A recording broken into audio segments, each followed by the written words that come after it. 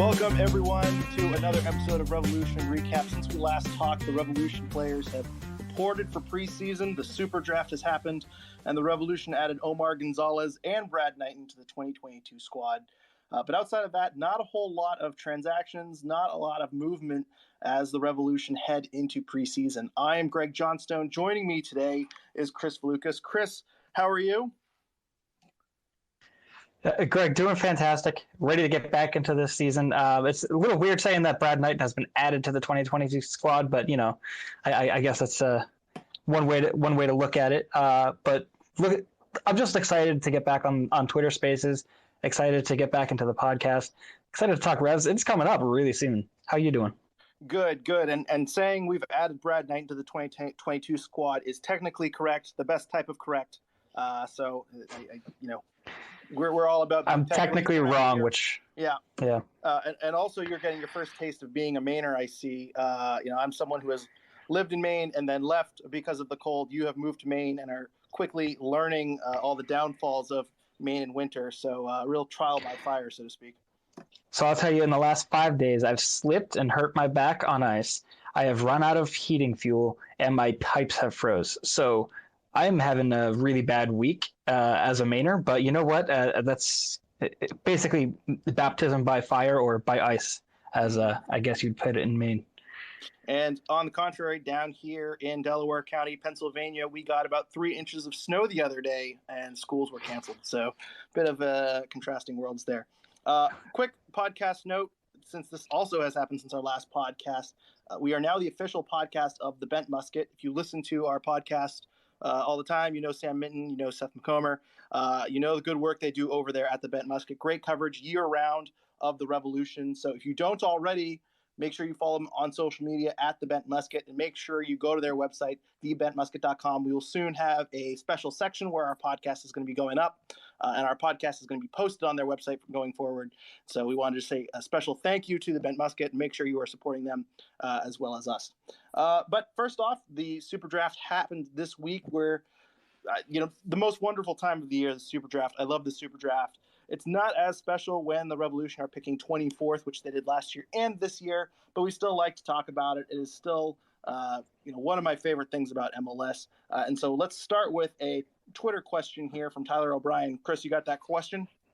I do, yeah. Now, by the way, I just want to say I'm glad that it's one of our favorite times of the year because Superdraft is a little bit, opposite spectrum for me, I would say. But we did get a question. It's still exciting. We still have stuff to talk about. So, yeah, Tyler O'Brien over on Twitter wants to know, since this is a post-draft podcast, I'll bite on some draft-specific questions. What do you think the selection of Jackson means for the Revs' 2 goalkeeper depth chart?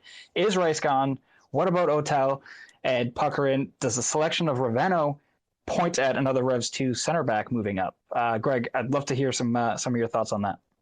Yeah, so quick recap of the Superdraft. The Revs selected 24th and I believe 50th, which are not great picks. Historically, those aren't good picks. The Revs selected Edward Kizza last year at 24, and then the 5 Superdrafts before that, the 24th pick overall didn't make an MLS game. They didn't make an MLS appearance. So it's a tough spot to pull from. I know a lot has been made of the Revolution and their success in recent years, but there is a bit of a different grading scale selecting 24th than having a top 5 or top 10 pick. They selected Jacob Jackson in the first round, goalkeeper out of Loyola Marymount, 24 shutouts in 42 games, was the WCC goalkeeper of the year, also made the All-West region team. He's also pretty young.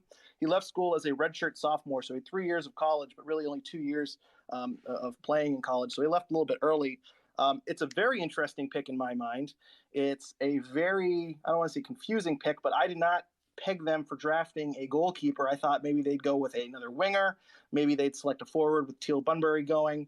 Maybe they just add some more depth to the midfield, which is always a positive thing. And they've also had great success drafting defenders in recent years. So I thought maybe they'd go that way too and select a college defender. And instead they go with a goalkeeper, and not just a goalkeeper, but it's one that if you follow Top Drawer Soccer and Soccer by Ives and their big boards and their rankings, Jacob Jackson wasn't one of their top-ranked goalkeepers. And Ives kind of made a comment on Twitter that he had some goalkeepers ranked above Jacob Jackson, but they were international goalkeepers. So maybe that came into play a little bit. I'm not so sure. But overall, you got to look at the Revolution's roster. They already have 3 goalkeepers, so Jackson kind of slots in as the 4th goalkeeper. Since he's coming out of college a little young, I kind of see this as maybe a long-term pick. Maybe he's going to start it at Revs 2 for a year, kind of take over the Joe Rice role. Joe Rice, by the way, is expected to leave the team. I don't think that's been made official yet, but he posted a laughing and clown emoji when they drafted a goalkeeper. So it seems like he is not in the Revolution's plans any longer. Joe Rice played 20 games last year for Revs 2. Since he's not coming back, I think that role kind of opens up. And I think Jacob Johnson is a player that it seems like Kevin Hitchcock was heavily involved in this pick. It seems like they kind of see him as maybe a high ceiling player. And so I think that maybe they're going to use him and kind of take the Matt Turner route, where even though this isn't a highly touted guy out of college, you're going to give him 1 year at USL League One. Maybe he's got good instincts. Maybe he's got good reflexes. And maybe he can kind of project into a backup keeper over time. Maybe you can move him up after a year or two, maybe kind of a long-term project. The other reason this kind of makes sense to me, too, a lot of people said maybe Matt Turner is leaving to Europe. I wouldn't go that far to think that he is the heir apparent to Matt Turner. But what does kind of make sense here is if Matt Turner is away on international duty, let's say hypothetically Brad Knighton or Earl Edwards Jr. has a knee injury, he has some sort of injury, is unavailable to go. The Revs, when you don't have 2 goalkeepers available, you can use a extreme hardship exemption where you can move someone from a USL affiliate up, kind of do like how in the NBA they do a 10-day contract thing. You're allowed to do I think it's like a 4-day contract or something like that. And so I think the Revs, even if they don't sign Jackson to a MLS contract, what they might do is have him be at USL and have that option where, if God forbid one of their backups gets hurt and Matt Turner needs to go international duty, you have a solid number 4 there that you have faith in that you can move up. In terms of the current goalkeepers at Revs 2, just because he mentioned these in the questions, they might still have their spots, but they didn't play a whole lot last year. Puckerin, who I believe is 18, he's very young. He didn't play at Revs 2 last year, didn't make an appearance. And then Oyedi, I didn't watch Revs 2, so I'm not sure the backup's goalkeeper's name. Apologies for the mispronunciation. He only played in 3 games. And by comparison, Earl Edwards Jr. played 4 games kind of in his rehab. And as I say, Joe Rice played 20. And so I see this as they are just kind of throwing in a 4th goalkeeper for the pipeline, kind of a long-term project. You're probably not going to get someone who's going to be in the rotation at pick number 24 anyway. And so even if you want to believe what the experts, quote unquote, say and think this is a bit of a reach, so to speak, I think they have identified something in this goalkeeper specifically, and they want to kind of make him as a bit of a project. So that's my thoughts on Jacob Jackson. Chris, I don't know if you or if anyone else wants to hop in, please request to listen. But Chris, I don't know if you have any thoughts on the pick of Jacob Jackson. Yeah, first, thanks for being so thorough in all the details on that. That's a great set of information for everyone to get. Jackson, to me, it's kind of the same thing of what you're saying. I think he's going to be more of a Revs 2 player.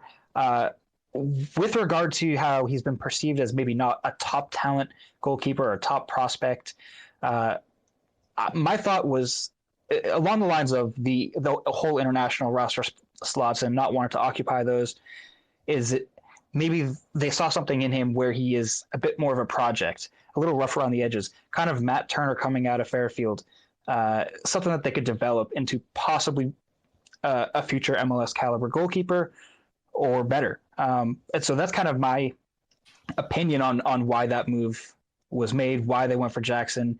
They do need a new keeper, supposedly at Revs 2. So it kind of makes sense. There really isn't a lot of talent at that pick that's going to come in and impact your first team when you're looking to go and win a cup, any season now, right? That's I think that's been the goal every year, but well, and not just that, but how many players are going to be available coming out of college at pick number 24 that can help the Supporter Shield winner, 73-point New England Revolution? I mean, that's a really tough cookie to crack. We talked about Edward Kizza a little bit, and he made some appearances, and that's, I don't want to say it's a pretty good return for a 24th pick. I don't mean to be disrespectful for that because you can find value down there, but it's a much higher of a crapshoot than say pick 9, 10, 11, where you can get a Tajon Buchanan or a DeJuan Jones. There are still highly skilled players there. There's still very athletic players there. Whereas when you fall down to 24, you're kind of looking a little bit further. And as I say, the teams get better and better, and so it's kind of hard to kind of find that balance of someone who can contribute right now. And so I think, as I say, I don't think they're looking at Jackson making a splash in 2022. I think they see him as a high ceiling guy that might be able to contribute in the future. And let's be real, if Matt Turner leaves after this season, you have Brad Knighton, who is solid backup, but entering season 12, I believe he's 36. You have Earl Edwards Jr., who knows what his status is going to be. You might have more than one goalkeeper spot coming up at the end of next season. And so if you have a player like Jacob Jackson, who, you get a full season of scouting and a full season of reps in, maybe you can kind of move him up and fill, even if it's not the starting gig, slot 2 or 3. And there's a lot of value to that. Yep. And I just want to make a quick detail correction too. USL was mentioned several different times, but it's actually Revs 2 aren't even in USL anymore. They're now in MLS Next Pro. I assume that some of the roster rules are still going to remain the same. I haven't seen anything to the contrary. But yeah, it's going to take a while to get used to saying MLS Next Pro instead of saying USL, but I think we'll get there.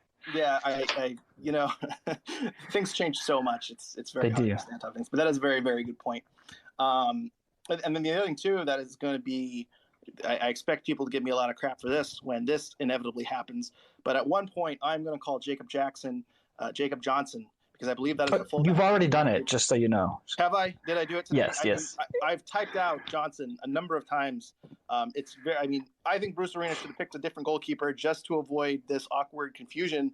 Where Jackson and Johnson, it's way too close. So as long as I'm calling him Jacob and not Jakob, I think I'm doing a good job. So I apologize for all the times I make that mistake in the future. Real quick though, we did have a second round pick, Ben Rovino. Who is a defender named to the All Far West Region second team in 2021. He had 1 goal and 6 assists in 49 matches in his career at UCLA. He is a former San Jose Academy product. Very, very interesting pick. And I believe on some big boards, I believe on Top Drawer Soccer, he was ranked 35th, 36th, somewhere around there. And the Revs got him down at pick 50. I don't think Soccer by Ives had him ranked at all, but I've taken a look at his highlights. It looks like he's played a little bit of center back, a little bit of right back. He seems like a very versatile defender who can kind of move along the line. 6'1", and they interviewed Chris Tierney after the Superdraft, and Chris Tierney says that he came highly recommended from his head coach at UCLA. So this strikes me as a guy that's going to be going down to Revs 2. I don't know if he's going to have a starting spot. There are a lot of good center backs down there. You have Sean O'Hearn, who was a second-round draft pick by Minnesota last year. The Revs signed to a Revs 2 contract. He played 24 games.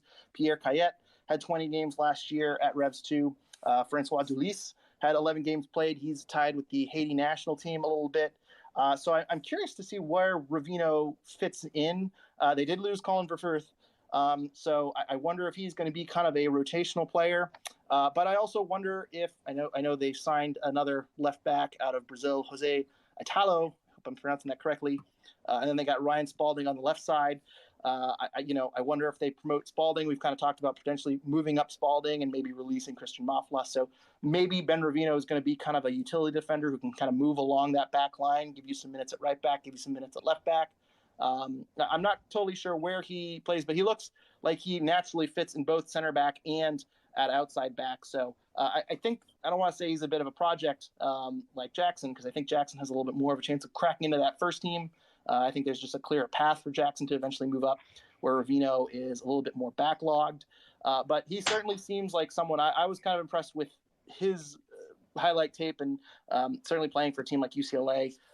It just checks a lot of boxes for me. So I think he's going to be a very good player at Revs 2. I'm not sure if he's going to have much of a chance at center back, since there's a lot of depth there and a lot of depth at outside back in the Revolution system, but certainly adds more depth down at Revs 2. I don't think it points to another center back moving up, though. Those names that I just mentioned, I'm not sure someone is moving up like we saw with John Bell last year.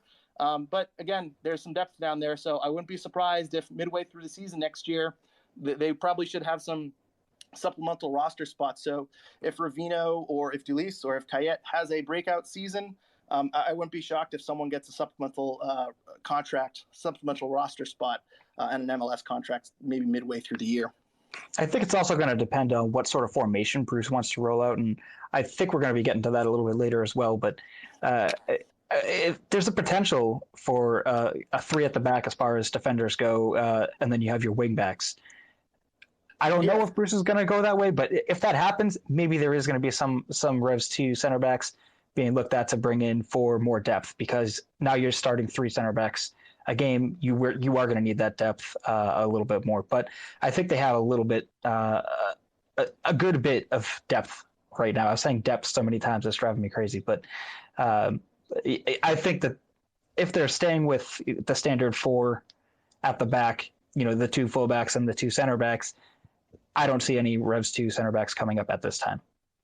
And we will get to some formation talk in a little bit, I'm sure. But for now, I think we'll want to kind of stay on task with the Super Draft. I don't know if anyone has any thoughts on the Super Draft before we move on. We got some people in the Twitter Spaces now. For those that are joining, you can hit request to speak. We'll take calls. We'll take questions. We'll take hot takes, whatever you guys want. Just hit request to listen, and we'll get you in if you guys have any thoughts on the Super Draft.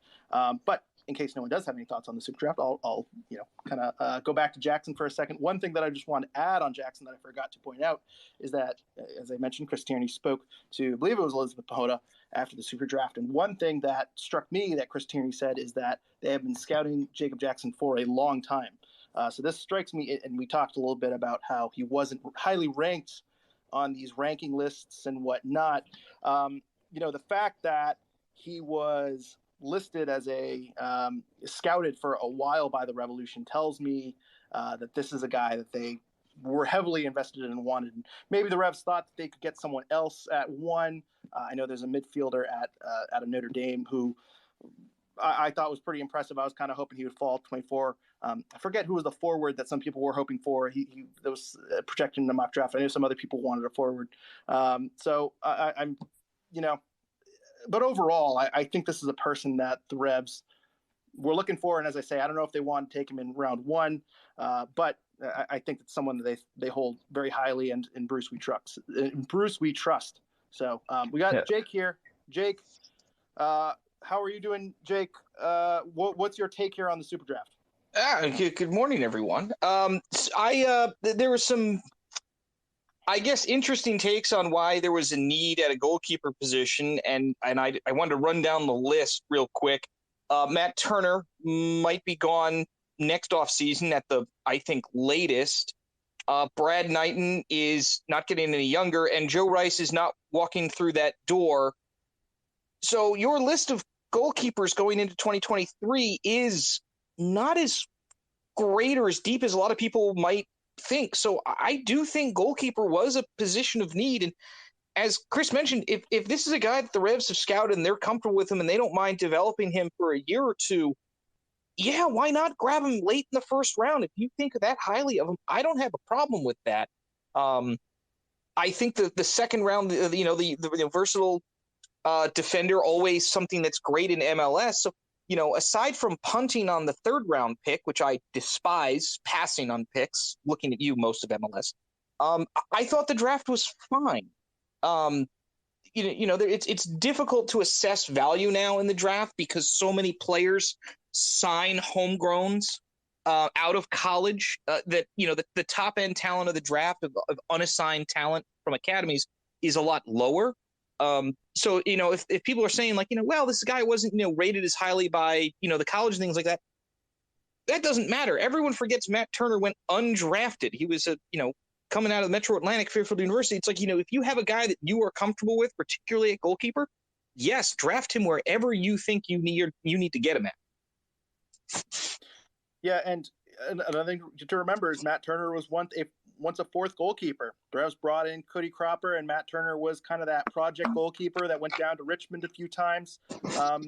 This might be kind of a similar situation where, as you said, he fills in the need at Revs 2. And yeah, looking ahead to 2023, this might be kind of where they're angling for.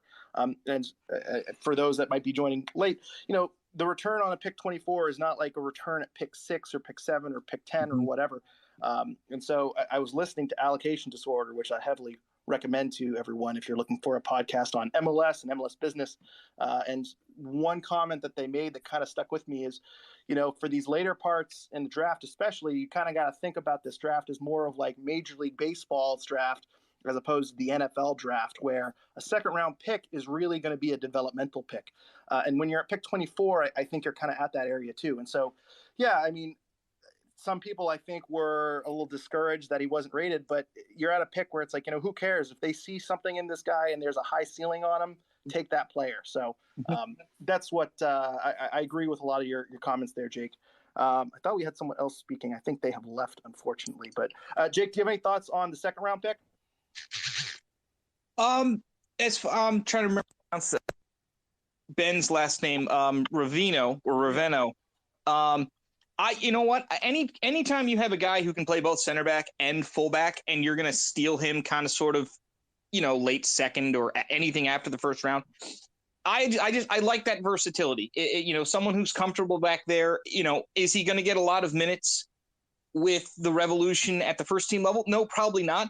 But if for whatever reason in a heavy work week or a CCL game or something like that, cup gun, if you want to bring him off the bench and get him a couple of minutes, if you've got, one of those 3 games in, 8 or 9 days kind of sort of stretch and, you put him on as your extra center back late or something like that. Yeah, go for it. That's something of, tremendous value. And defenders in particular in MLS always acclimate quicker to the league than an attacker or a winger. You don't see someone like Daryl Dike or Tajon Buchanan that often break through right out of the draft. It normally takes a year or two for them to get the appropriate minutes because the competition is just much more, stringent for minutes. Defenders, you're not competing with guys who are making, millions of dollars that you would for an attacking midfielder or a striker. Defenders, you've got a lot of, MLS veterans and types. You can make that roster a lot easier in MLS, particularly from a value standpoint with the salary cap. So I would have liked another, maybe a pure fullback type or an outside wide player type with the third round pick instead of punting it. If I had a draft grade, it would knock it down about a half grade. The running joke was that we got John Bell for free because the Quakes punted on their 4th round compensatory pick that was supposed to be from the John Bell acquisition. So I don't know. It's one of those things where I don't like passing on an opportunity to sign a player, even if it's a player that's going to be a project. Maybe he never gets past the Revs 2 level with the organization, but it's the fact that you have the ability to go out and get someone. I don't like just outright passing, but I think Ben is someone that, even if he doesn't contribute at the first team level, I think he's going to have a lot of opportunities with Revs 2 in whatever we're in now. Is it MLS Next Pro or US? What is next year? We're just talking about it. I'm calling it USL, but Jake, yeah. I need to get to, we got Corey here and then we're going to get to Caleb in a minute too. We got some takes on the Super Draft, but before I move on to Corey, Jake, can you give me your grade? Forget the third round. Give me your grades on picks 1 and 2. Just picks 1 and 2. I would go B+. Okay. I would honestly go B+. I think goalkeeper is a position of need. I think Rovino, versatile defender, is always something that's great. Docked a half point for the punting on the third round pick. I'd go B-. I think it was perfectly fine. There's nothing wrong with it. Okay, I agree. Corey, let's get you in. Corey from the Bryant University. Very excited to have you on here today, Corey. What are your thoughts on the Super Draft here? Hey, thanks for taking the call. I just actually had a question about what you guys thought about something specifically, and my phone died halfway through this podcast here, or whatever they're calling it on Twitter now. This space. Mm-hmm. So I don't know how many people saw Joe Rice's response to when we drafted a keeper in the first round, but I wanted to see or hear you guys' reaction about how Joe Rice responded, and if you guys think we would have been better off paying Joe Rice and keeping him. That's an interesting question, and we were high on Joe Rice. From what I saw of him, I really liked him. I thought that he was a really good 4th goalkeeper to have in the system. Just first on the reaction, I don't know what happened specifically. Overall, it's, I don't like dirty laundry being aired out, but also I do kind of like it. It is a bit entertaining. And I think it also tips the hand that he's definitely not coming back now, as if the pick didn't signify it, already. But so it's kind of one of those things, like, hate to see it, but also it's kind of fun to watch from the sideline there. But in terms of signing Joe Rice, I think the key argument against signing Joe Rice is if you're going to have a project, you want him to be 22, which I believe Jacob Jackson is. I did it again. Did it again. Chris, No worries. Fact check. I'm going to mix him up with the Patriots fullback all year long. Chris, can you quick fact check me the ages of Jacob Jackson and Joe Rice? I'm pretty sure Joe Rice is like 25. And so I think the argument there is, do you really want a project who's 25? There might be some differences there. And, and I was telling at the beginning here, I think they might sign Jacob Jackson to a USL contract and maybe try to move him up in the future. Whereas maybe Joe Rice was kind of at a point where he needs to move up.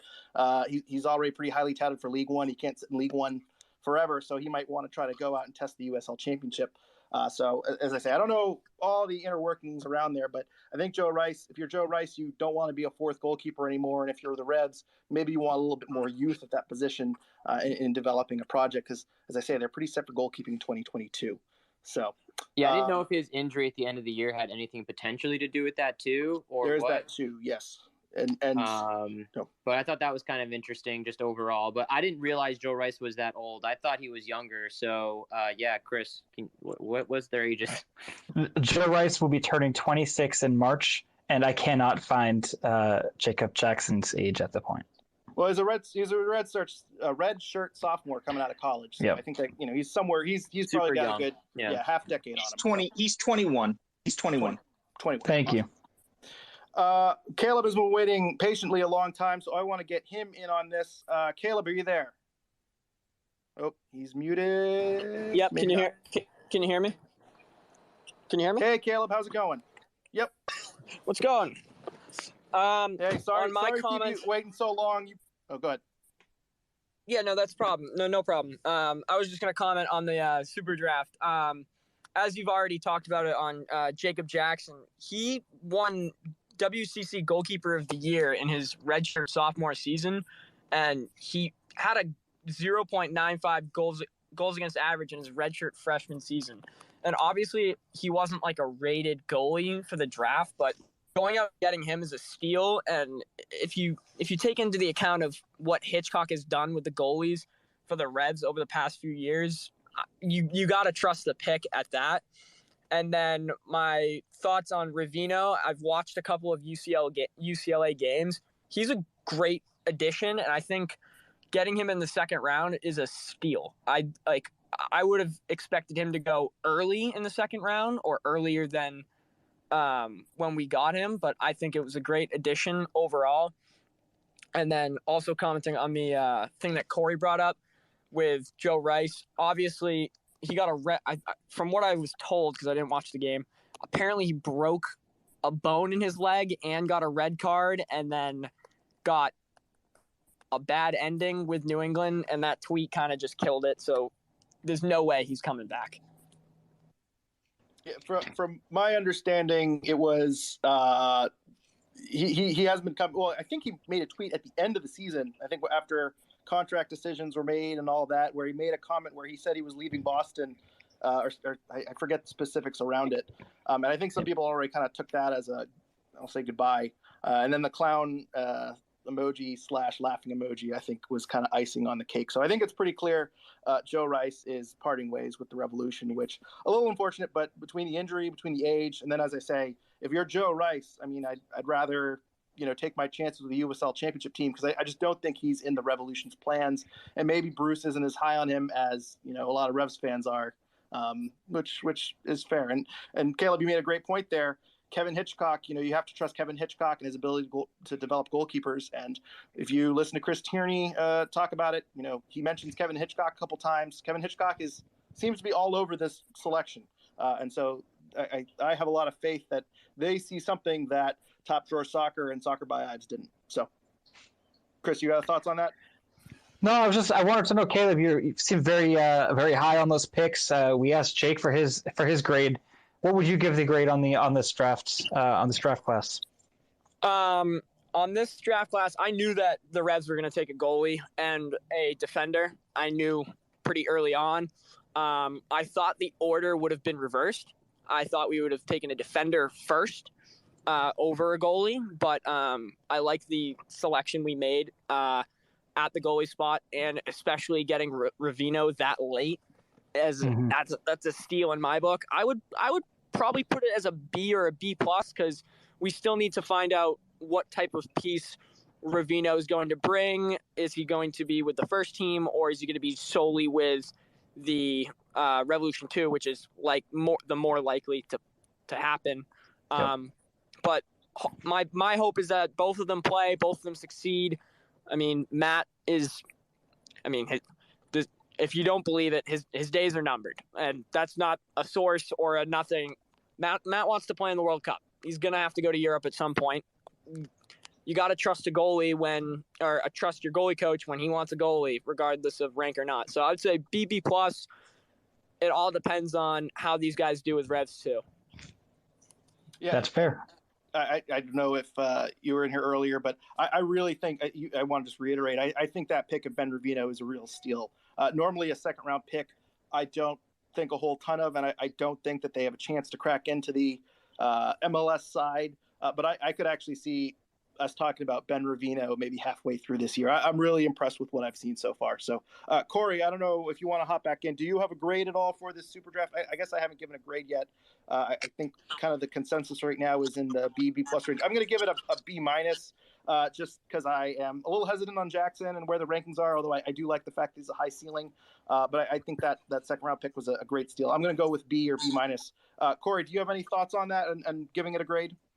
With the picks, the options that were remaining, I think we got two very solid options. I will say, though, I haven't had the opportunity to watch the UCLA games too much, so I can't really pick. I can't put a grade on that. But from what I've heard, I would just give it a solid B. But I don't think we were the official winners of the draft or anything along those lines. I think there were a couple other teams that did a really, really nice job.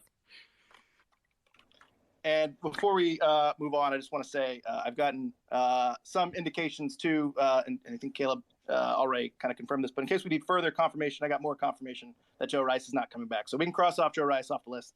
I think we already we're kind of expecting that, but Joe Rice no longer in the Revolution organization. Real quick, before we move on to some general off-season talk, because I think that's what a lot of people want to kind of hop in on and, give their takes on, I want to talk about our sponsor, Golasso Kits. Golasso Kits' mission is to bring unique vintage jerseys to your home with a catalog of jerseys, jackets, scarves, and more from clubs and national teams from over 80 countries in the world.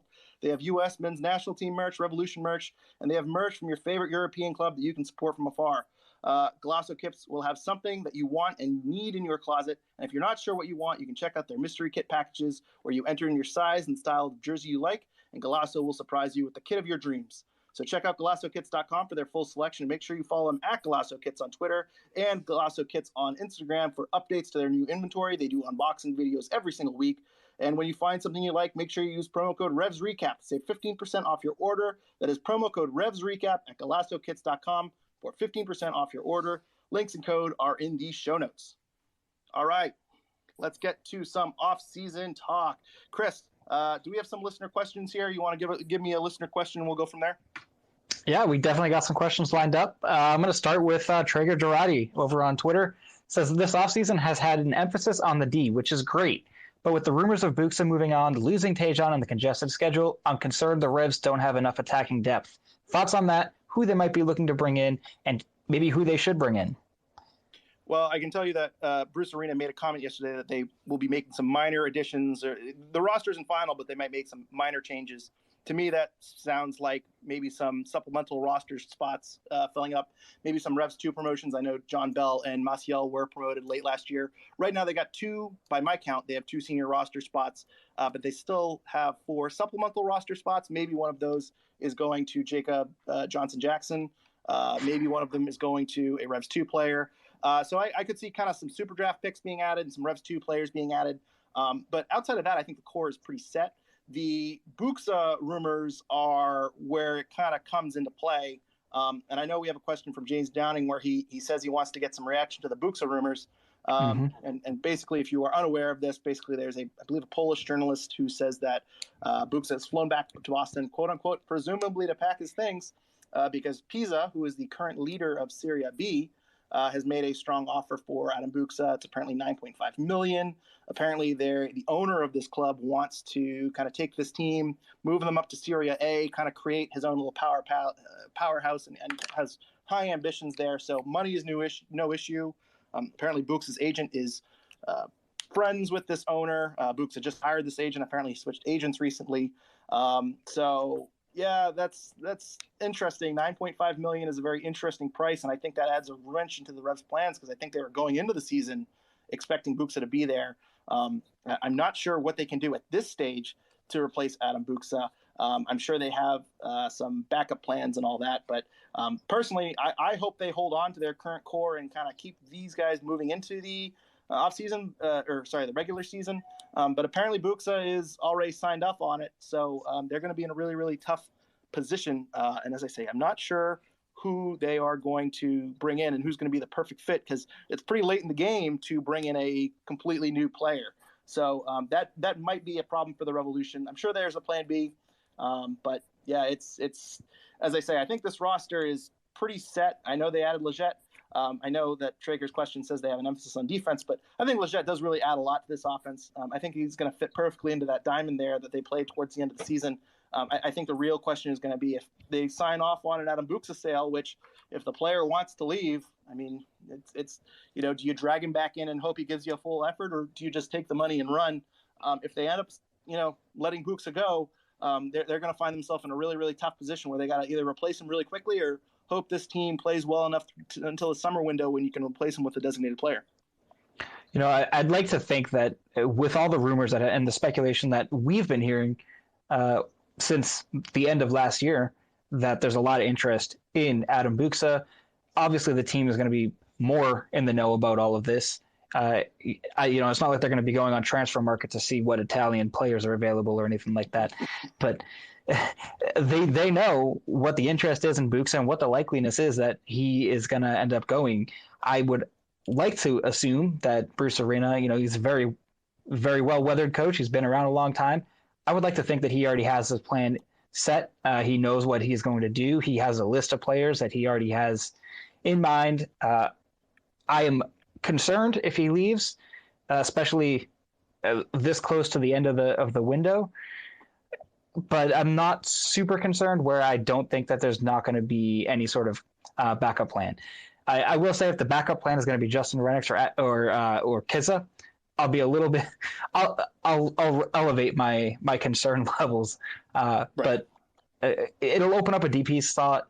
There's going to be a lot more money to spend on a DP. Maybe they actually use that money and just really splash the cash. It'd be really interesting to see how the Revs handle it in that sort of scenario where now you have the open DP slot.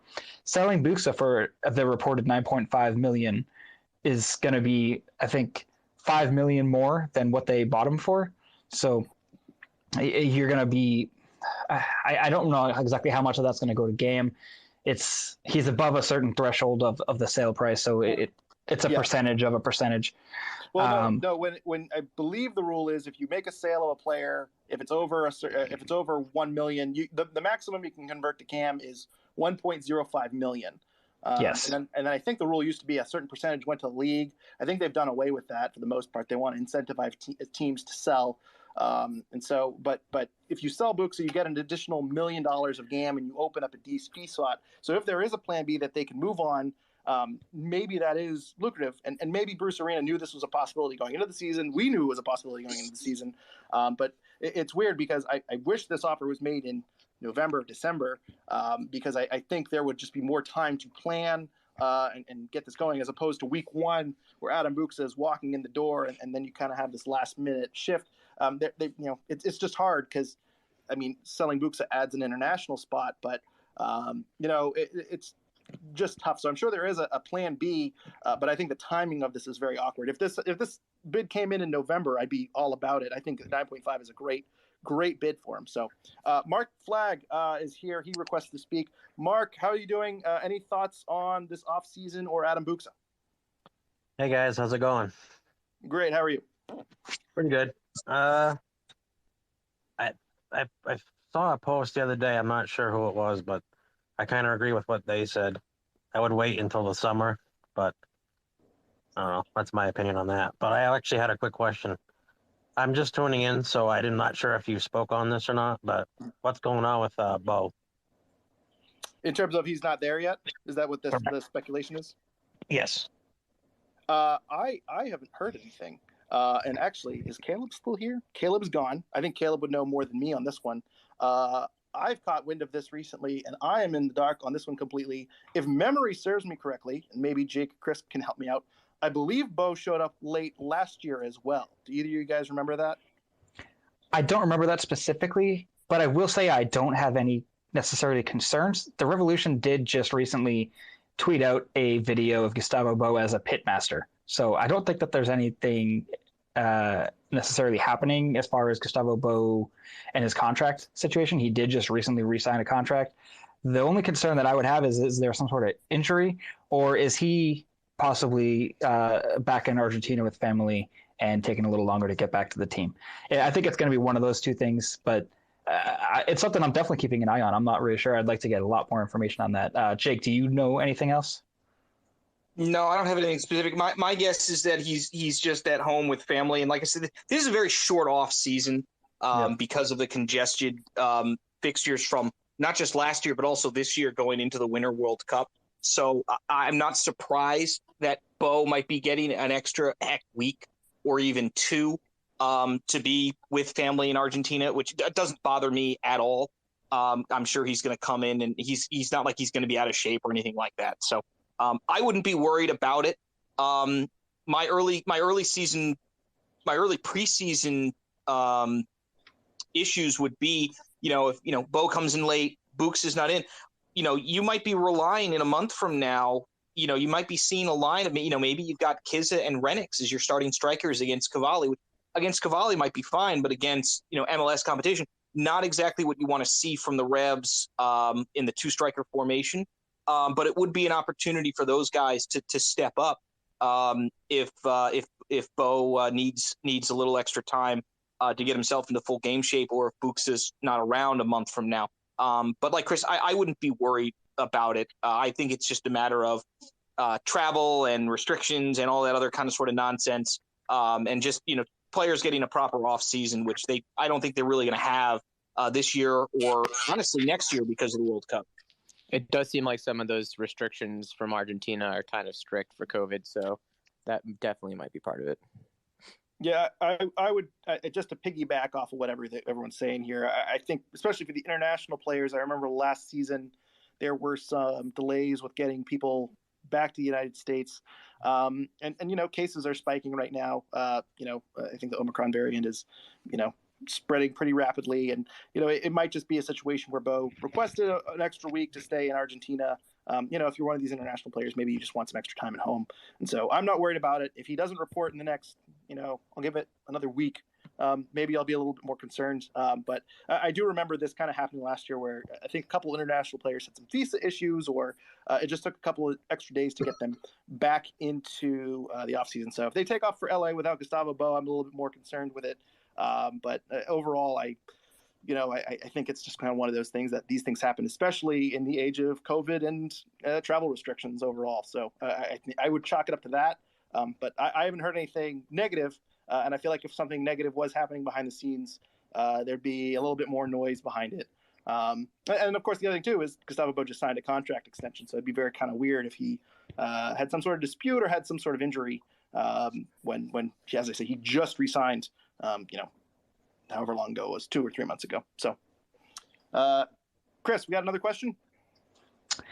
Yeah, I'll kind of skip ahead a little bit. Sunday afternoon fullbacks, I know you're listening, or at least you're tuned in a little bit. You did have a question that you left us over on Twitter, so if you want to chime in at all, please raise your hand. But your question is thoughts on Bruce's overall track record in MLS draft. Took a very quick look earlier, so I probably missed some players, and I think his biggest hits are, coincidentally enough, all current Revs: Omar, De La Garza, Kessler. Can he draft positions aside from defenders? That's a very good question. Greg, have you seen? Do you have any history of successful signings that are not defenders from Coach Arena? Well, just real quick, I want to sidebar back to Gustavo Bo because Chris Creighton just tweeted at us and brought up a very good point that Gustavo Bo's daughter just had a birthday, so it's probably related to that. So that's a great catch there by Chris. So tip of the cap to you, Chris. Eagle eye. And Chris says that Buksa's agent has been his agent since before joining the Revs, so I have bad info there. So I guess he did not change agents. So I had bad info there. So cross that off the list there. But anyway, regardless, what was the question here? Draft picks, Bruce drafting defenders. Am I right? That's it, yes. So far, his biggest hits are all current Revs players, Omar De La Garza and Kessler. Can he draft anything other than a defender? Well, one thing that is important to note, and this is more of a recent trend than an overall trend of Bruce Arena's entire career, but in recent years, it seems like defenders coming out of college are more pro-ready. And I think a lot of that has to do with, if you look at the way money is spent in Major League Soccer, and we've talked about designated players before. I think some people have asked us, would you want a designated player as a defender? And typically the answer is no. There are very few defenders that are designated players. I remember when Michael Mancien was the highest paid defender in the league, he was not a designated player. I think he was making $1 million and he was a TAM signing. But it's very, very, hard. There aren't designated player defenders. So as a result, I think there's just more and more money that's being pumped into the higher up in the field. And because of that, there's a higher discrepancy between attacking players in college and in MLS. So if you're a college defender, if you're a Henry Kessler or a Miles Robinson, there's just less of in my opinion, a talent gap because I think, high paid defenders go overseas and that's where they kind of go if they want to make bank. So I think in terms of success in drafting defenders, I think that's more of a league thing, especially nowadays, than in years past. And even if you look at wingers coming out of the draft, almost every winger is kind of classified as a winger / potentially converted wingback. Brandon Bye was an attacker. DeJuan Jones was an attacker. Tajon Buchanan remained an attacker. But DeJuan Jones and Brandon Bye are good examples of guys that were forwards that moved back to a kind of an outside back attacking role. So in general, I think it's just harder to draft attackers and forwards unless you have a pick that's very, very high up there. And in terms of, has Bruce drafted any midfielders or attackers that are successful? I can't think of any. I'm sure someone can fact check me on that. Sean would know if he was here. But similar to what I was just talking about, when I think of Bruce Arena teams, when I think of those Galaxy teams, I think of some very, very expensive midfielders and forwards, and Robbie Keane and David Beckham and all them. And so I think it's just easier for him to find the value kind of along that back line. That's where they kind of got the majority of their playing time. So that is my theory to why Bruce Arena is more successful drafting his defenders. I think that's a very solid take that the DPs are going to be occupying a lot of your attacking roster spots. And, if you do put a defender, use a DP for a defender, you're going to end up like Cincinnati with Jeff Cameron and a complete train wreck. So, a lot of the resources are going the big money signings to bring attackers in. So it's going to be a lot harder to bring in or to draft players to, take over the spot away from these multi-million-dollar players that you're signing from, TAM contracts, DP contracts, whatever it is. So it's a very solid point, and I think that has a lot to do with why you don't see so many good attacking signings coming out of the draft. Go ahead. No, go ahead. If you look at the first 20 picks of the draft, what is it? 10, maybe 12 of them are all forwards, but after that, you're mainly looking at defenders. Like after your first handful, your first few picks, and you got a generation Adidas guys, you're done. And then you're all looking at defenders and goalkeepers from that point out. That's actually going to make some type of an impact. So I don't know how much you can blame Bruce when he's picked 24. Once all generation Adidas guys go and all the primary forwards are gone, I mean, you're not picking from cream of the crop anymore, and you're more focusing on where your needs. We aren't needed in the forwards right now. We're not looking at our DPs in the forward. We're focusing our DPs in the forward. We're not looking at signing a draft pick. We just did that last season or 2 seasons ago with Kizza. So what's why would we do that now? So out of those 10 attackers that you're talking about, the generation Adidas attackers, MLS would be lucky to have 2 of those players be successful. So exactly, it's a very good point. Although, you know what? I do remember when Bruce took Henry Kessler He said if we had the number 1 pick, this is who we were going to go with. So he would have allegedly he would have gone with Kessler over DK. So maybe he just can't identify college attacking talent. You never know. That's slightly sarcastic. I was going to say, come on. Well, and just to piggyback on Chris's point, for me, a lot of times when you have, even your high end like Generation D's midfielders, if you have a creative midfield like number 10 type coming out of the NCAA, a lot of times they're going to drop back to a number 6 style. That's what Scotty Caldwell did. He's more of an 8, I think, in college. But most of those guys drop back because it's such an adjustment going from college soccer to the professional level that it is not like, you're almost jumping up from, League 2 straight to the Prem. So that's a very large, I think, gap. So for someone to just go in and just straight, hey, I was a winger in college, to make the jump and just be a winger in the pros right away, that is not something that happens overnight. It didn't happen with Tejan. You don't have those types of talents that just make that jump that come right out of college. And if you do, Corey's right. You're looking at really only the top 5, levels, top 5 attackers, top 5 picks that are the ones that make that jump because they're the guys that haven't already come through one of the MLS systems. They're not on a homegrown contract. So those are really the only guys that are going to make that jump, maybe a couple of the Generation D guys as well. The draft still has value, but that value comes from how well you can develop a lot of those talents with your USL side, your MLS, pro side, your whatever your 2 side is. And those are the teams where if you are able to do that, that's where you get the value, is when you get to take a DeJuan Jones, turn him into a fullback, a Brandon Bye, turn him into a fullback, draft your center backs. The entire Rebs defense, with the exception of Christian Moffel, is all drafted players. Right. That's difficult to do. And it still, I think, is a tremendous asset that the Rebs are able to still hit on the draft, regardless of if it's Bruce Arena, if it's Mike Burns, if it's Brad Friedel. This is an organization that's, I think, always to a certain extent valued the draft and is always pretty much compared to the rest of the league, always crushed the draft compared to everyone else. I absolutely agree with that. But I do have to head out for the day, so I appreciate you guys letting me speak here, but enjoy the rest of your podcast. Thank you, Corey, and go Bulldogs. Corey. Go Bulldogs, baby. Let's go. Transitioning, we do have Sunday afternoon fullbacks who requested to speak a while ago. I'm looking forward to him telling us how wrong our opinions are since this was his question. Sunday afternoon fullbacks, are you there? I am. Those opinions, I wouldn't even call them opinions. They were just completely wrong is what they were. All right, well, no, honestly, no, I don't have any follow-ups on that. I appreciate you taking that question. First off, I wanted to say Happy New Year, guys. Happy New Year. Happy New Year. Thanks. Happy New Year. Yeah. Yeah, hope you all had a good Thanksgiving. I wanted to follow up with a different question, actually. Thanks for taking that draft one, but I wanted to ask what you guys think Bruce has planned for Omar Gonzalez this year. I know he is older. I think he's 33, 34. He's somewhere around there. But even last year, he was still starting pretty much every game. Was he brought in to take minutes away from Farrell or Kessler? Are they changing the formation? Is Omar happy to come in and be a backup? What do you guys make of that signing?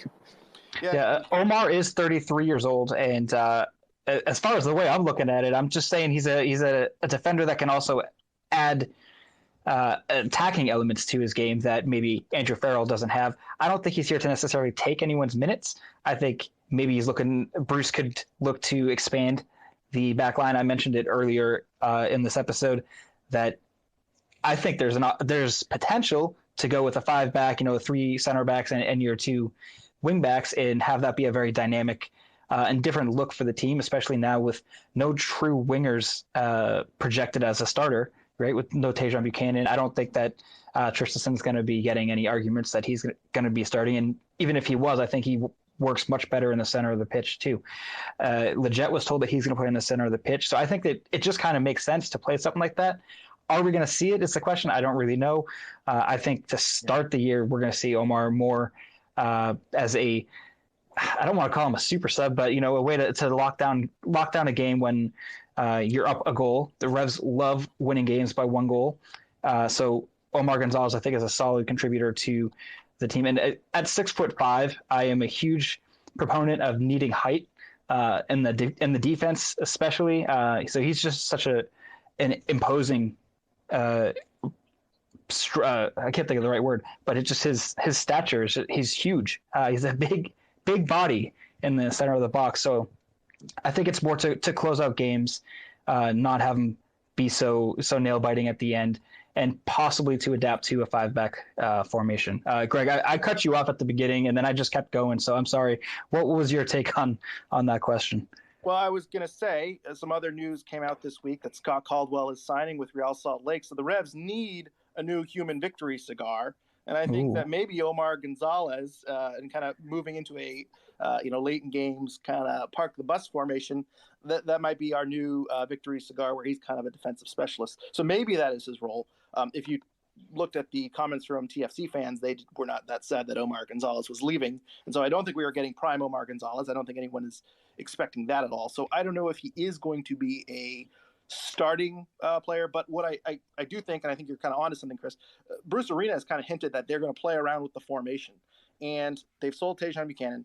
They brought in Leggett, who, in my mind, is someone that might be kind of more in the center. I don't think of him as he can play the wing, but I don't really see him as kind of a Tajon Buchanan explosive winger. I kind of view him as more of a center attacking player. And you talk about Tristison. Tristison, I think, made a comment last year at some point where he said he was a little more comfortable in the center of the pitch. And so, he played a little bit more in the center of the pitch, kind of in that diamond. So I think it's fair to think that they're going to kind of go with this diamond formation. Leggett is just kind of more of a natural player there than Tajon Buchanan. But I do think specifically when we're talking about Omar Gonzalez, and then you have John Bell in the mix as well. A 5-man, a 3-5-2/5-3-2, where DeJuan Jones, you want him up the pitch. He's getting better and better attacking year after year.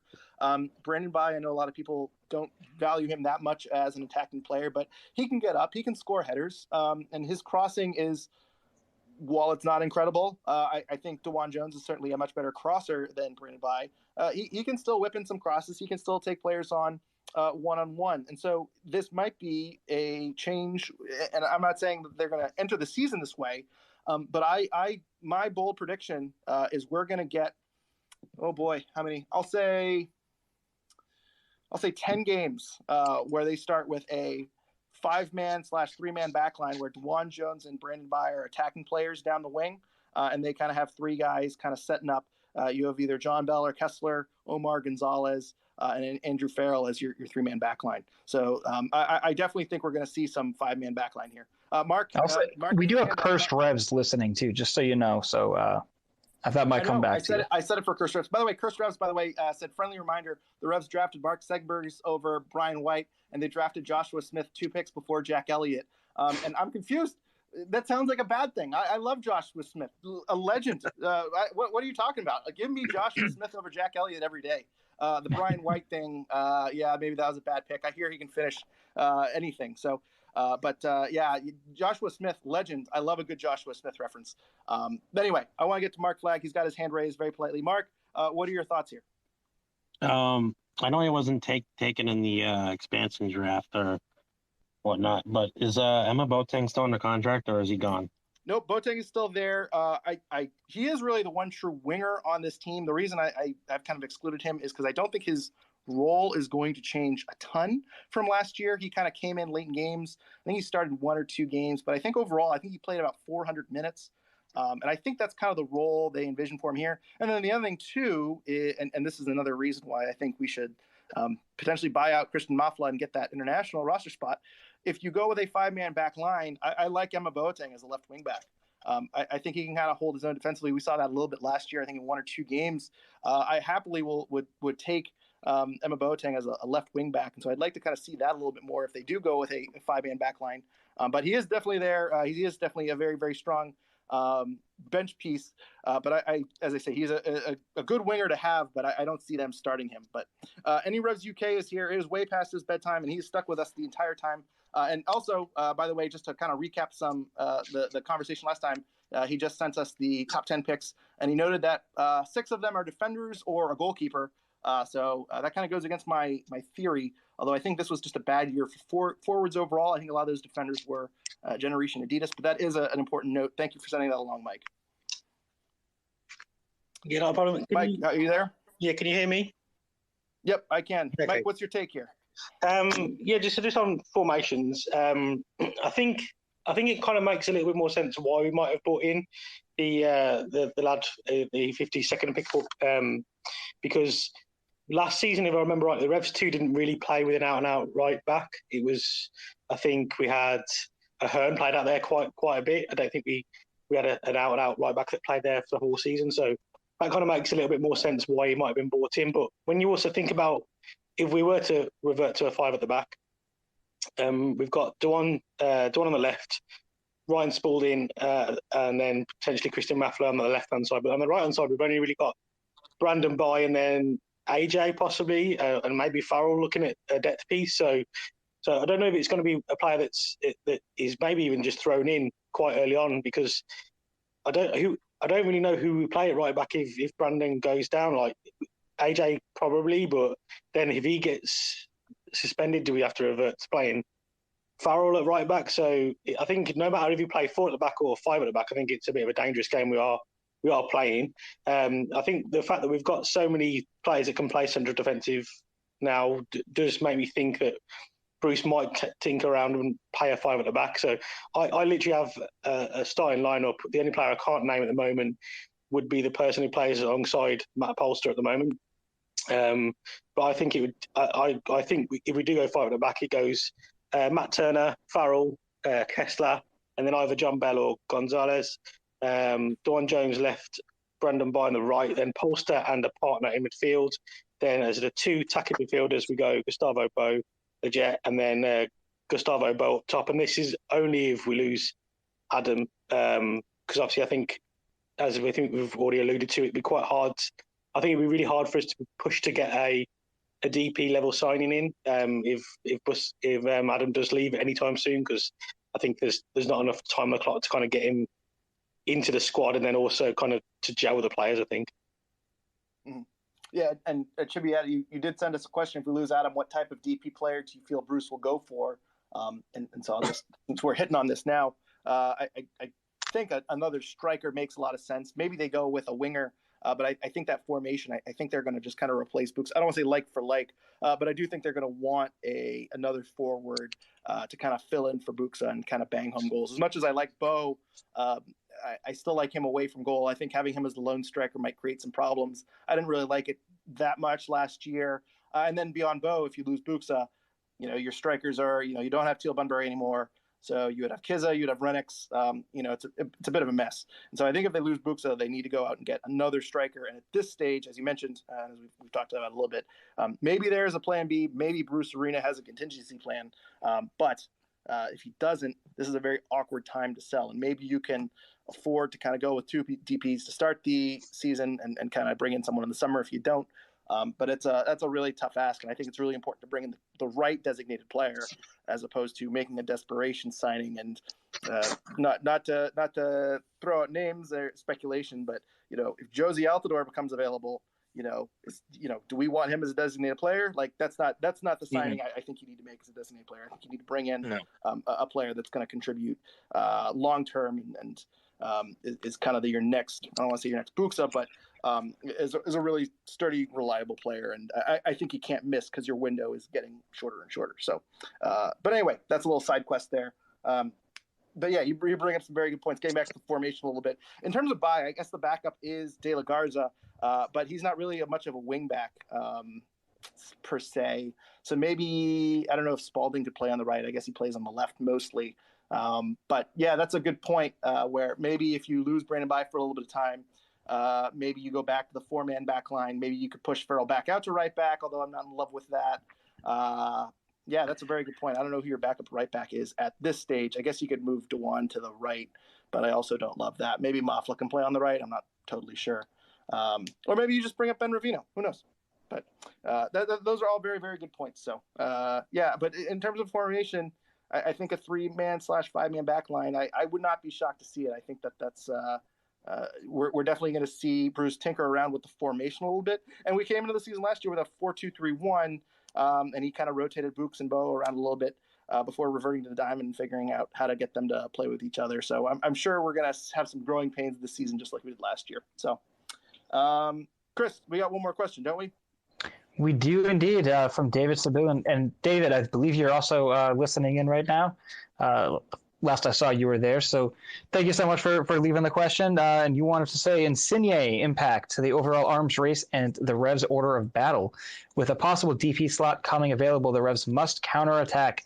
Nothing short of an MLS Cup is good enough. And let's be honest, last year's team was simply not good enough. A little harsh, I think, as far as grading last year's team. It was definitely wasn't good enough to get the job done. But what do we think about the DP slot? It's coming, presumably coming available with Insigne going to Toronto. What sort of counter can the Revs make? Greg, do you have any idea as to what they could do? Do you think the Revs go out and splash a large amount of cash and bring in a star level player? Is now the time to do it, to go on the coattails of Toronto's big move? Well, I just want to clarify something, because I spoke to David earlier today, and I want to clarify that I think he wants to say the results were not good enough. So he says last year wasn't good enough. I think he still likes the talent on this team, and he still thinks this team can win MLS Cup. I think he's just saying in terms of results, the results were not good enough. So I just want to kind of specify that real quick. Well, they did set a record.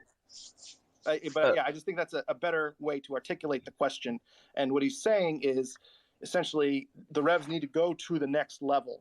It's not that this team cannot win MLS Cup. It's that you want to go to the next level. I know David's in here. If David wants to give me a thumbs up, or if I'm misrepresenting his position, he can let me know, or tweet at us or whatever. But in terms of the question here of the Toronto FC kind of coming out of nowhere, getting Bob Bradley, getting Insigne, that is a very big signing. That is an off the charts signing. The money involved in this deal is absolutely ridiculous. This one player is going to be making more than I think the majority of teams spend on their salary. It completely is changing the game. This is a monumental signing for MLS. And it really is crazy the talent level that he's going to bring in. Now, just taking a quick moment, that this isn't what every team is going to do. I know every now and then a team makes a huge splash. Chicago brings in Schweinsteiger. The Galaxy bring in 5 DPs. Miami brings in 7. Every now and then a team makes a real big run for it. And TFC right now is doing, on a much grander scale, what the Revolution did 2 years ago. The Revolution realized they hit rock bottom. They brought in Bruce Arena. They changed the culture. And they didn't go make big splashes, but they started building out. They have Revs 2. They started fielding a path from the academy. They went out. They got 2 more designated players in the matter of months. They became a lot more active in bringing in new players and turning over the roster. They had a culture change. And what TFC is going through right now is they hit rock bottom last year, and that is a team that spends a lot of money. They are typically at the top of spending. They hit rock bottom last year. They went out. They got Bob Bradley, and they are moving the designated players out. They are essentially burning money. They're trading draft picks to get rid of Domboir off the roster. They're trying to buy out Altidore. I know they bought out I'm forgetting his name. Soteldo? Yes, thank you. And they're bringing in more designated players. They're essentially turning over almost all of their roster. And Insigne is basically your key piece here. Now, do I think this changes 2022 a lot? I don't think it does, because he's not expected to. He's going to be joining in the summer, and then you have the World Cup in October, November. So he's going to want to break in there. If TFC doesn't come out hot, I could see TFC giving him some extended time off to prepare for the World Cup. I don't think that for the Revolution in 2022, this is going to change a lot in the Eastern Conference. In terms of 2023 and beyond, that's when the Revs have got to get a little bit concerned. So I think there's a little bit of positivity there that right now, short term, this is not going to impact the balance of the East too much. I still think the Revs are the team to beat in the East for 2022. But in terms of beyond that, whether or not Adam Buksa goes now or at the end of the season or in the summer window, whenever, I think it would be wise for the Revolution to open up the pocketbook. And one thing, I don't think they're going to open it up on this scale. I'm going to say that right now. And that's not a craft is cheap thing. I think that's no other team in MLS is going to do that. Maybe LAFC, maybe Galaxy, maybe Arthur Blank, maybe Miami. Outside of that, no one else I think is going to make spend $15 million a year on a player. That is just that is just a lot. That's going to double their salary bill. And I think when you have such a large gap there, it's a massive, massive risk. I mean, they're really committing to this player for 5 years. If he comes in with an attitude like, Blaise Matuidi or Higuain down there in Miami, where they think they can just smoke cigarettes while they play, that's not going to work out for Toronto. I mean, this is a signing that if they don't win multiple MLS Cups, this is a miss. So this is an insanely risky signing where if he tears his ACL or if he doesn't hold up his end of the bargain, he's not just a bad DP. He's really crippling this team for the next 5 or so years. So I don't think the Revs are going to make a splash to this level. However, I think the Revolution, and not even from a competitive standpoint, from a marketing standpoint, I don't know what it will take to break in to the Boston market. They have multiple United States men's national team players. They have the potential goalkeeper of a World Cup team. They have the league MVP. They won a supporters shield. And, I still don't think they're getting the respect that they deserve. And I don't want to rant on that too much because I think if you listen to our podcast, my rant about that already. But it is time for the Revolution to make that next step. And if Adam Buksa leaves, I think David's overall point here is the Revs need to make a step up and bring in a splash of a player. And, we can talk about it from a competitive standpoint, but I think also from a marketing standpoint, it would benefit the team to make that next step of we're going to be a team that is going to compete year in and year out. And also while bringing in new fans. And just an example, part of this reason that TFC is making this move is because they have a huge Italian community. And, the GM made that comment about looking at the Italian national team page on Transfer Market and seeing who's available. I think if you're the Revolution, I mean, I think that you have to look at the demographics of Boston, the demographics of New England, and think, what is a name that we can get here that's going to bring in the casual fan? I think when Jermaine Jones came in, a lot of people kind of said, hey, this guy was just on my television. He just scored in the World Cup. I think that turned some heads. And so I think the Revs need to really think about it as not just from an on-field standpoint, but who is a name that they can bring in and make that next step. But so with is all this that being said, Ronaldo confirmed? Is that what this is? Ronaldo confirmed. No, boo. Revolution. Boo. This Chris, you're going to make me reference the article that Brian O'Connell wrote in 2005. I don't know if you guys know about this. Brian O'Connell wrote an article in like 2014, 2015 about Cristiano Ronaldo coming to the Revs and all the reasons it would work. And someone tagged Grant Wall in it and was like, oh, this is a good article. And Grant Wall basically blew him off and was like, I'm not, he big timed us. I don't know if you know that story, but he basically said it was a dumb article and he wasn't going to waste his time reading it. And we were like, well, thanks, Grant. But anyway, I don't waste my time on Grant Wall, so that's okay. That's a very good point. That's a very good point. But getting back to the overall point here, there's not just from an on-field standpoint. I think you really got to think about, how do you show that you're for real and you're not just the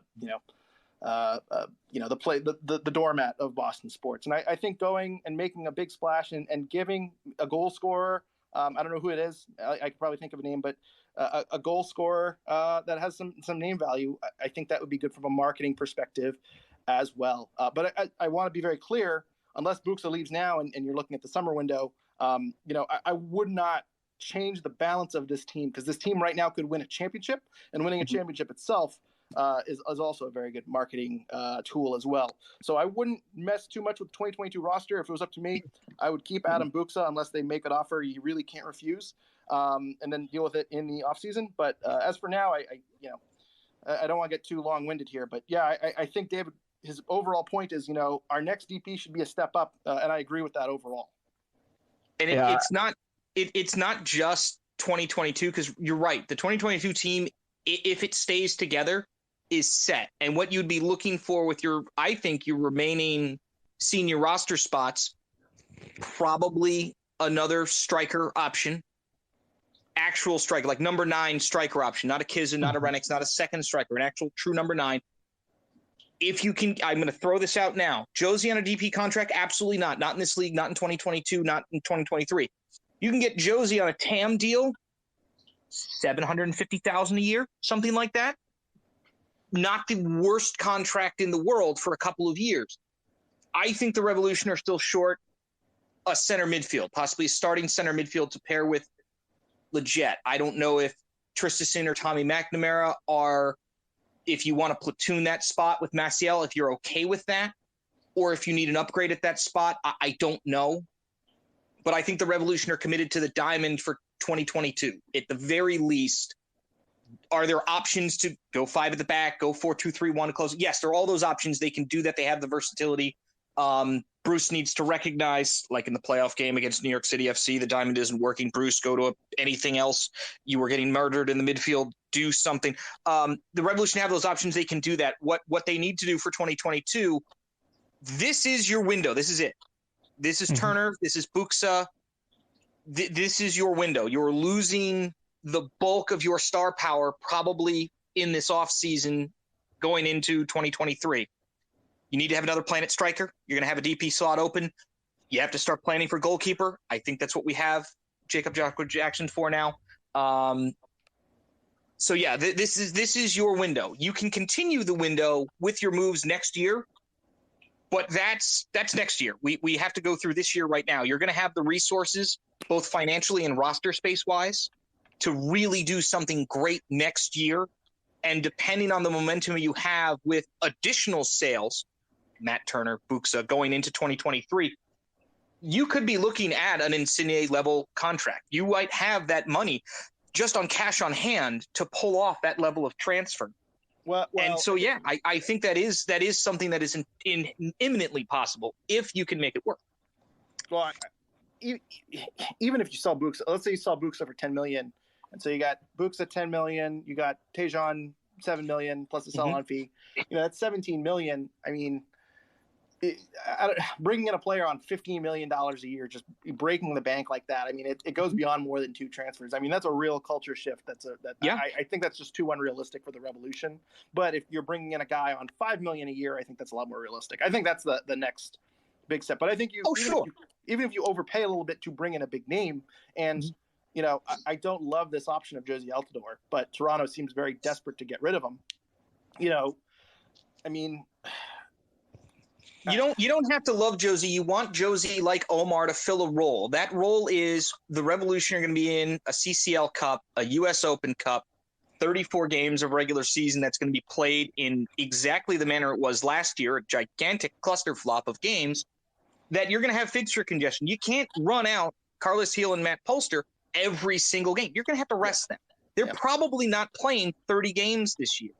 In the regular season, they can't. They're probably going to play 30 to 40 games total, but it can't be all. You can't play every regular season game. You're going to have to rotate the squad. You're going to have to do it fairly heavily. You're going to see some weirdness in the back line. You're going to see some weirdness in the midfield. You're going to look at some games like that flat 4-4-2 at Yankee Stadium against New York City. That was dreadful, and I watched that game in person. You're going to have games like that, and you're just going to have to be like, you know what? This is a throwaway game. We got to do it. We need to rotate the squad. The midweek game. We get the result. We get the result. You're going to have games like that next year. You're going to have more of those games next year because of what the schedule is. So, I think going into this year, you need to have as many options, including, a couple down in Revs too, that you're going to have to call on and say, hey, you know what? We're going to have to use a couple, we're going to go very, very deep in this roster sometimes to get through this entire season. And yeah, the goal is a championship. There's no doubt about that. And I think if you have a couple of options, whether they're MLS options or, U22 initiative, whatever it is, you have to max out your senior roster spots. If that means getting a Josie, getting another TAM level center midfielder, you have to do it. I think your window for the championship right now is not going to be wider than it is or more open than it is right now going into 2022, coming off a Supporter Shield run. This is the beginning of the new culture that David mentioned. And I think that 2023 is a tremendously important offseason, but it also is predicated on what you do this year. You need to do everything you can to support this year as well. Yeah. And another, you mentioned the U22 spots, if you have 2 designated players, more U22 spots open up. And so I think from a competitive standpoint, I like that possibility because for U22 spots, it's different than designated players. You have unlimited transfer fees, but they have to be below the TAM threshold, which is, I believe, like 612,000. And so you're really looking to poach some academy players that you can develop that aren't making $1 million salaries. And so I wonder, I mean, from a competitive standpoint, I don't hate that if the Revs want to invest in some U22 players, invest in the U22 striker, invest in a U22 midfielder, get some salary relief that way. I think that you can sign them for 600,000, but they only cost for, I think, 150 against the cap or something like that. It kind of depends on certain factors. All the points don't matter, and the rules are all made up. We all know this, but yes, the concept is good. But I don't know if we have 3 DPs. I think that limits us to only one U22 spot. If you have 2 DPs, I think you're allowed 3. It's very, very messy, but yes, there are rules very similar to the transfers and the homegrowns and everything else. But I don't want to go to that roster rules page again because it makes my brain hurt. But my point here is, let's say they sell Buksa, and in my mind, as I say, I want a goal scorer that can come in and bag goals. But I would also accept if they go out and they get 3 studs that they can develop and sell for profit. I don't hate that, but they would have to go out and they would really have to invest in the youth. They would really have to get multiple U22 players that they value long term. But I also feel like kind of selling the window a little short, and I worry about that as well. So it's conflicting, but I do think the one thing that I really want to stress, and there have been some takes on Revs Twitter of why didn't the Revs make a move like Insigne, and essentially, that would have impacted the 2022 team. And in my opinion, that's a non-starter. Maybe if Buksa sells earlier in the offseason, maybe they could have gotten a player like this. And as I say, I cannot stress how wildly stupid this money is. TFC is really taking unlimited salary to a new level. But the Revs could have gone out and they could sell Buksa and then go out and get a $5 or $6 million a year player. I think we're at the stage where now that we are selling Buksa and selling Tejan and maybe selling Turner in the future, it's getting to the point where big transfer fees are coming in. It's time to start paying out some big salaries and some big transfer fees as well. And because if you don't do that, I think you really risk fans turning your back on this team. You develop this amazing team and these great players, and then if you just sell them off for profit, I think that's a really, really bad look. So I think both from a competitive and a marketing standpoint, you really got to really reinvest on the top of the roster. Hey, Greg, if I could just get into your wheelhouse real quick, how would you compare this Insigne contract with like the A-Rod Yankees contract? It probably is more like the A-Rod Rangers contract. I would have to go back and look at those. Yeah, I think that's actually the one I was thinking of. I remember when that deal happened. I mean, it was 10 years and it was what, 25 million. I mean, it was just money. It was like 250 million. Yeah, it was. Yeah. And I remember, if we're talking baseball too, I remember the Juan Carlos Stanton deal. I feel like it was like 13 years, 350 million, and I think that was in 2012. And back then, I think no one had a contract length more than 10 years, and so to go 13 years was just kind of wild. There's really no comparison to MLS. I mean, I don't remember. I guess David Beckham is really the most comparable. I think Beckham's the only one that even comes close, and I'm not sure how much that was actual soccer salary versus like marketing or sponsor, whatever kind of salary. The numbers were weird on that one. They gave him a team. So it's like that's not maybe the best comparison because he gets a future ownership stake. But I mean, we also have to remember Insigne, and I think I've tweeted this a couple of times to various people, possibly even including David at one point and others, where Insigne is playing as a winger. He is a winger. That's the position the Revolution are not probably using that much in a starting formation this year. So no, the Revolution are not going to go get an Insigne level winger. They just sold one for half the price. So, it's the Revolution right now, they're not looking at wingers. They have options out wide, but they're not looking to use them exclusively throughout the year. They're looking for players who fit a diamond. So I think that is you need another center striker, you need another number 9, and you need another number 8. And those, I think, are the only 2 senior roster spots that you've really got to look at. And anything else, at some point you're going to need to replace Matt Turner. You can worry about that after you sell Matt Turner, and you might have to replace all of your goalkeepers with the exception of, Jacob, who you just drafted. because, you know, I mean, Earl Edwards might be your backup in 2023. Yeah. And he hasn't even played a minute for the Revolution. So that's right now you're looking at a roster of goalkeepers. Like I said earlier, you know, it could be, you know, two guys that have 0 minutes for you all time next year. Those are the only two guys you have on the roster next year. If Knighton retires and Turner leaves, you know, that might be a huge problem for a team that has championship ambitions. Do you need to go out and then get a goalkeeper at a reasonable level, TAM level kind of a deal? I don't know how much Eli Room makes, but, you know, a CONCACAF level goalkeeper like that you're like, you know what, we know what this guy can do. Those are options you're going to have to talk about. But, you know, we don't have to worry about that yet. But those are questions this team should have prepared to answer at some point in the next year. 2023 is going to be a very, very interesting roster compared to 2022. And you know, Buksa is a really big question mark looming. I think by the next time we have a podcast, there's going to be a lot more answers, to those questions. I feel like a decision has to be made on that really quickly. But you're right. I think a year from now, another year older, there's going to be some really, really interesting questions regarding Matt Turner and the whole roster as a whole and where the team goes next. And as I say, if they regress and if they kind of feel the window's gone, if Bruce Arena leaves, that's something we haven't mentioned. I believe Bruce Arena is in a contract year, and you know, he certainly seems to love managing the Revolution, but also he's on the wrong side of 70. So, you know, is this his last year? That's another question that, you know, a lot of people haven't really talked about, but that is worth bringing up. So, you know, there could be a lot of changes going forward, but I think the overall sentiment here is we got to reinvest in this team going forward when we lose Adam Buksa. And you know, Adam Buksa overall, you know, I just want to point out 1 year ago, people wanted to buy him out. People wanted him off the team. People thought he's not a designated player. He might be an okay TAM player, but he's not a designated player. And now he's getting bids of $9.5 million. So, you know, I am in Bruce, we trust the process. You know, overall, you know, I think the way Bruce has kind of structured this team, it's really, really worked out. But, you know, this is our last year of it at most.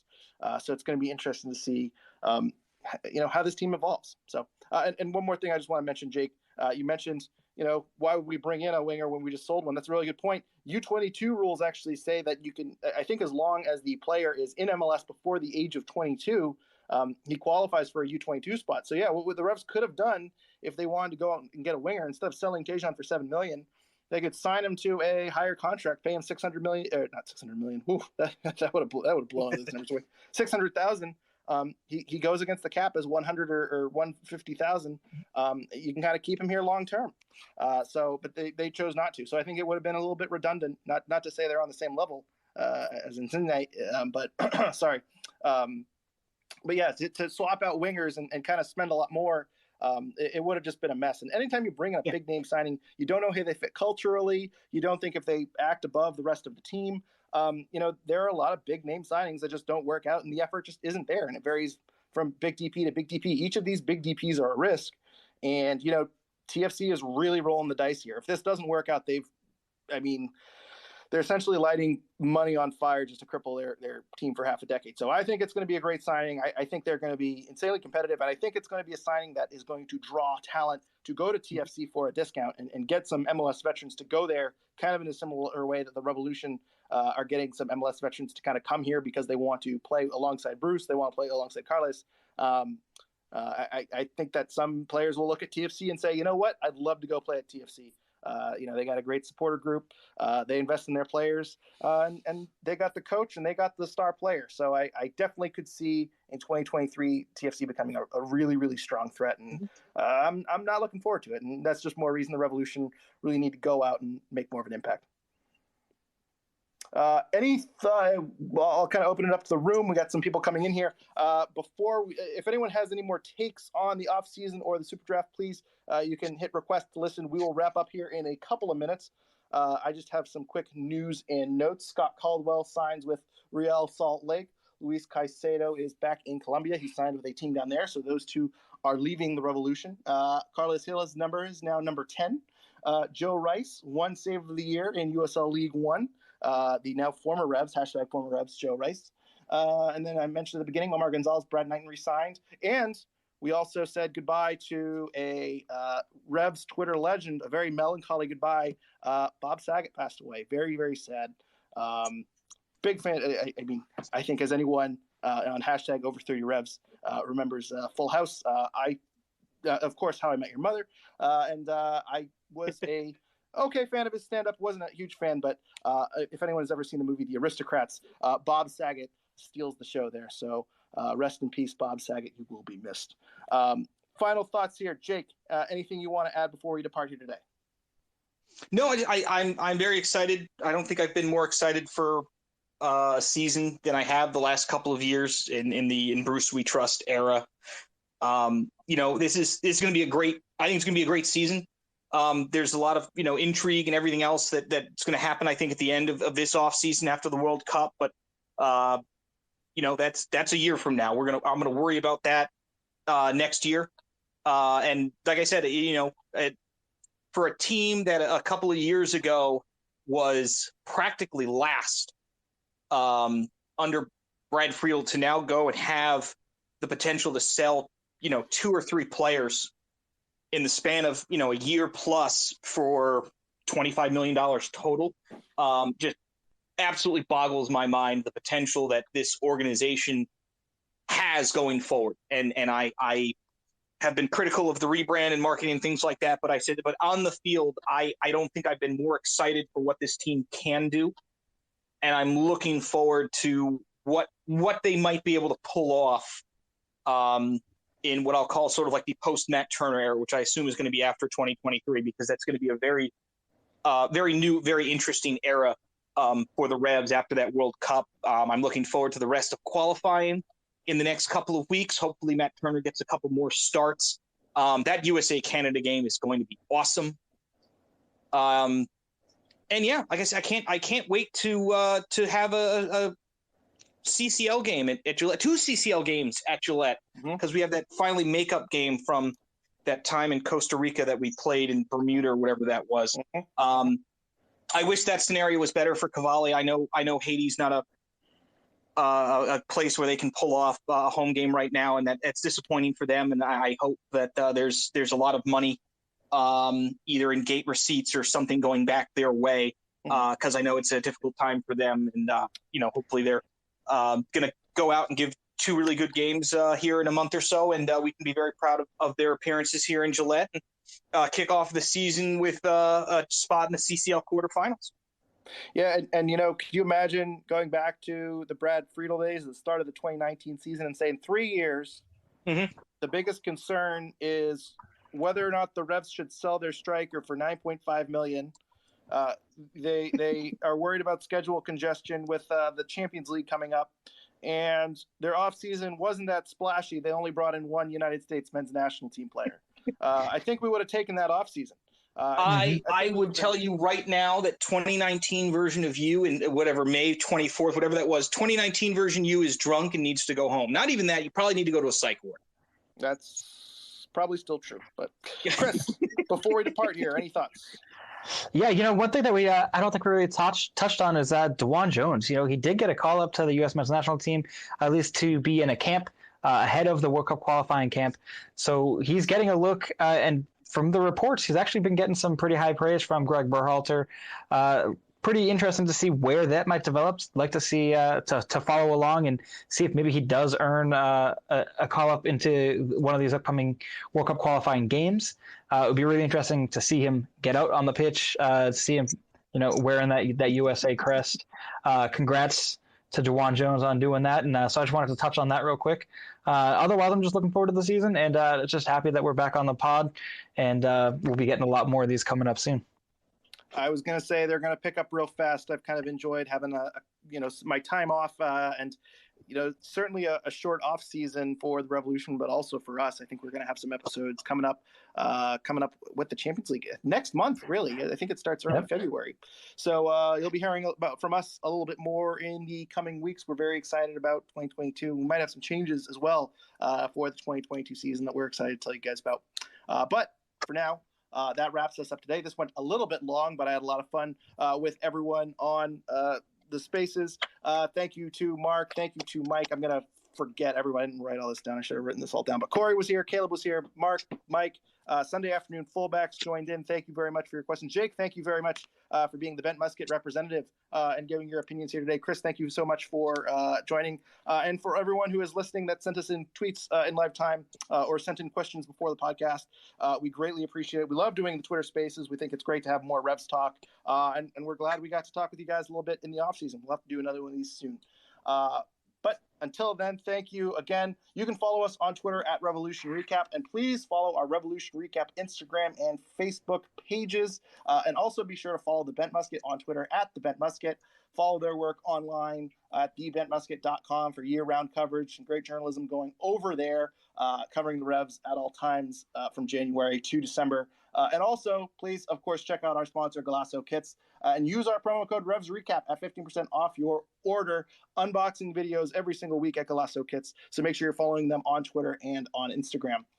Please make sure you are subscribed on iTunes or wherever you are listening if you are not already. And please rate and review us 5 stars. It is extremely helpful for people looking for Revolution content. Find it. A lot of Boston fans are going to be jumping on the bandwagon soon. And obviously, they're going to be looking for some podcasts. And we want to be up there when they search Revolution. So please give us a review. And please rate us 5 stars. We really, really appreciate it. I also believe on top of iTunes, Spotify now does reviews as well. So please, if you listen to us on Spotify, give us a review there. We will be back in the near future. I don't know exactly when. It's probably when something happens. But we will have some more episodes leading up to the start of the season and the start of Champions League starting next month. So looking forward to that podcast. Thank you, everyone, for joining today. Until next time, thank you for listening, and go Revs.